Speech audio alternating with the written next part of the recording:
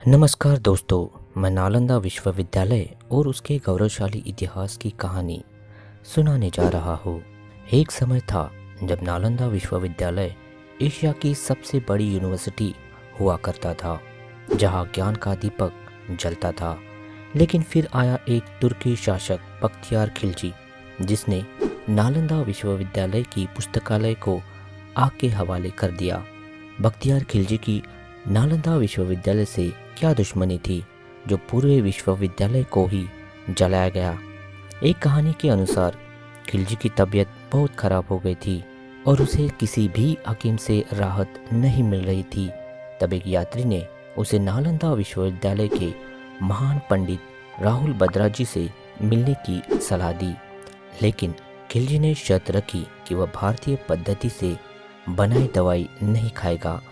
पंडित राहुल जी ने कुरान की पन्नों पर दवाई का लेप लगाकर उसे पढ़ने को दिया।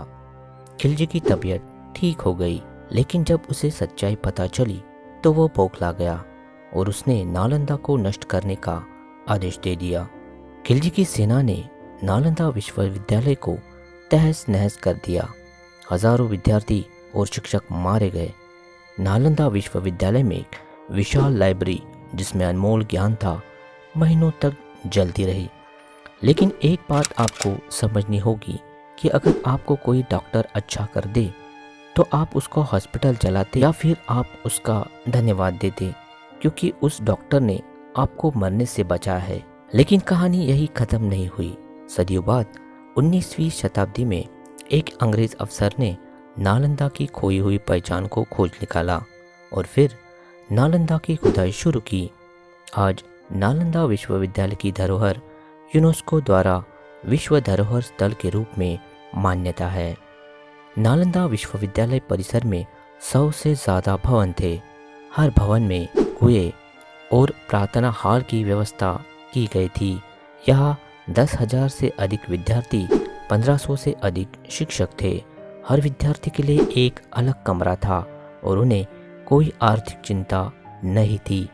यहाँ वेद, वेदांत, ज्योतिष, चिकित्सा और अन्य कई विषय पढ़ाए जाते थे।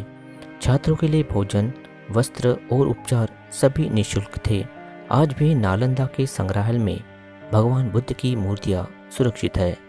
अगर आप कभी नालंदा आए तो संग्रहालय और प्राचीन स्थलों को ज़रूर देखें।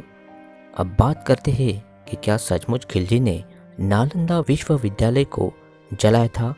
आइए देखते हैं। जलालुद्दीन खिलजी ने खिलजी वंश की स्थापना की थी।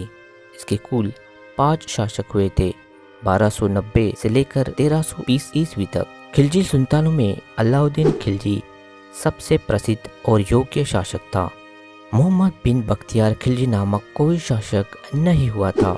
खिलजी वंश का पहला नाम जलालुद्दीन खिलजी का है, फिर अलाउद्दीन या अलाउद्दीन खिलजी, फिर तीसरा शिहाबुद्दीन उमर खिलजी और चौथा कुतुबुद्दीन मुबारक खिलजी। सन 1193 में तुर्की सेनापति इख्तियारुद्दीन मोहम्मद बिन बख्तियार खिलजी ने नालंदा विश्वविद्यालय पर अपनी सबसे विनाशकारी हमला किया था। लेकिन खिलजी वंश का शासन तो 1290 से लेकर 1320 तक ही था। मोहम्मद बिन बख्तियार खिलजी काल्पनिक नाम है। वैसे भी तुर्की, ईरानी, अफगानियों में अपने नाम में बिन लगाने की प्रथा नहीं है। यह अरबी प्रथा है। सर्वप्रथम भारत के सिंध में 712 ईस्वी में अरब सेनापति मोहम्मद बिन कासिम के बाद तुगलक राजवंश का मोहम्मद बिन तुगलक ने अपने नाम में बिन उपयोग किया था। अब सवाल ये है कि इतनी बड़ी यूनिवर्सिटी जलाई गई, कोई समकालीन लेखक या कोई अन्य इस पर कुछ नहीं लिखता पढ़ता। ब्राह्मणों को तो भनक भी नहीं लगी कि कोई यूनिवर्सिटी भी थी। एक मज़ेदार तथ्य ये है कि उस जगह पर ब्राह्मण अपना घर बनाकर रहने लगे थे। उसको हटाने के लिए अलेक्जेंडर कनिंघम साहब को घूस देनी पड़ी थी। जब कनिंघम सब खोज लेते हैं तो खिलजी की कहानी ब्राह्मणी इतिहासकार गढ़ते हैं। इतिहास को सही से पढ़ने पर पता चलता है कि नालंदा बौद्ध विश्वविद्यालय को बंगाल के सेन वंशी राजाओं ने जलाया था। और यह सेन वंशी राजा कौन थे यह आप भली भांति जानते हैं।